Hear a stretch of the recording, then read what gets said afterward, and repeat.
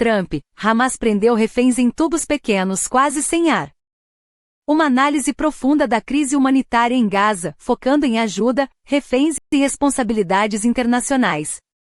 President, back to Gaza. You talk about Hamas stealing food and stealing aid. What responsibility does Israel have for limiting aid to the region? And if I could ask a follow-up to the Prime Minister, what pressure can be put on Israel? Is that something that you and the United States could work on together? Israel has a lot of responsibility. They're hampered by the fact that you still have 20 hostages or so. And the people of Israel are very concerned about the 20 hostages. It's very interesting. You could say they could be more concerned about retribution than the 20 hostages, but they really want the 20 hostages to survive and live to make it. You know, many of the hostages came to my office in the Oval Office, and I was amazed by, I would ask them the question, was there any sign of love? Was there any sign of, when you were a hostage and you have all of these people from Hamas around you, sometimes 100, sometimes 10, sometimes 2, but you're a hostage and you're being stored in a pipe. It's not even really, a cave, or it's a pipe, a little pipe. And some said they didn't think they were going to make it because they were losing air. There wasn't enough air, and they'd open up the pipe just in time, but they didn't do it on purpose. They just happened to open it. They got lucky. But I said, did they ever wink at you and say, like, don't worry, you're going to be okay? Did they ever give you some extra food, even if it was a piece of bread? Did they ever give you anything during that time? And some were there for 400 or 500 days now, right?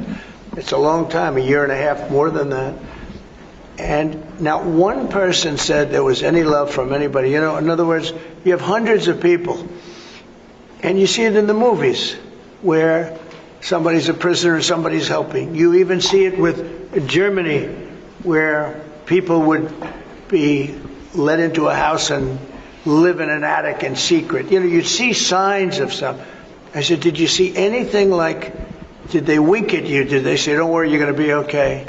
I ask that question all the time. I've never received one answer that said, yeah, they really wanted to help. No, the hatred is just incredible. So on the access to food issue, what more can Israel do? And again, the Prime Minister as well. Well, I think Israel can do a lot. I will say that Iran, I think, interjected themselves in this last negotiation. Can you imagine the beating they took?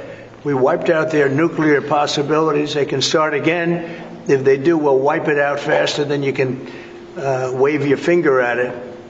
We'll have to do that. We will do that gladly, openly and gladly.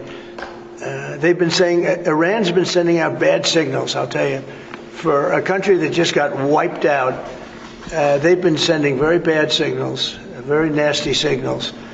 And they shouldn't be doing that. They shouldn't be doing that. They were talking about things that they shouldn't be talking about. They were interviewed on a recent show, and the foreign minister saying things that he shouldn't be talking about, shouldn't be saying. And I think they got involved in this negotiation, telling Hamas and giving Hamas signals and orders, and that's not good. That's not good. I would say, look, we need to get the hostages out. They've been held for a very, very long time, and we must always start from there. But also recognise the situation on the ground in Gaza is absolutely intolerable, and I think that certainly speaking for the British public and myself, seeing those images of starving children in particular are revolting, and there's a sense of revulsion in the British public at what they're seeing, and they know, and we know, that humanitarian aid needs to get in at speed, at volume. Yes, some can be airdropped, and we're working with others, with the US, with Jordan, on that, but the trucks need to get in, because that's the only way you can get the volume in. And we do thank the President for the work he's done to try to get to a ceasefire, which we desperately need, but also to put aid in to the region. There needs to be much more of that. We need to galvanise other countries in support of getting that aid in. And yes, that does involve putting pressure on Israel, because it absolutely is a humanitarian catastrophe now.